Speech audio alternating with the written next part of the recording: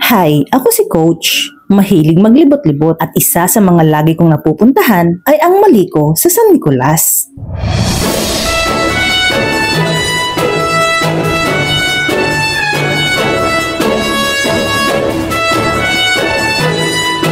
Nakakatuwang sabihin na kapag pumunta ka sa Barangay Maliko sa San Nicolas, parang nasa Baguio ka lang. Sa taas na humigit kumulang 1,675 metro, malamig ang hangin, lalo na sa tuwing Disyembre hanggang Pebrero. Di umaabot ng 20 degrees Celsius minsan.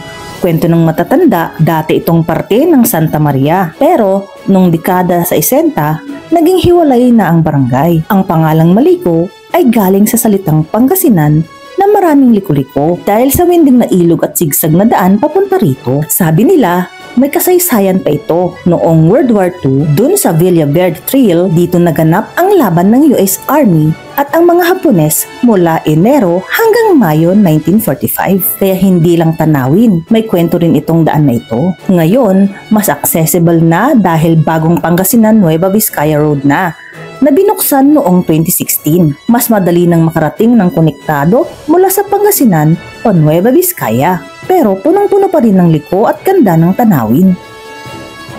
At kamakailan lang, noong Marso 20, 2023, ipinahayag ang Maliko bilang Summer Capital of Pangasinan ng Provincial Government.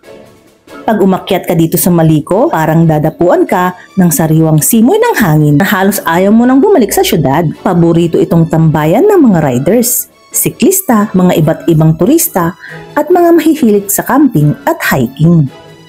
Ikaw kaibigan, kailan ka huling umakyat ng Maliko?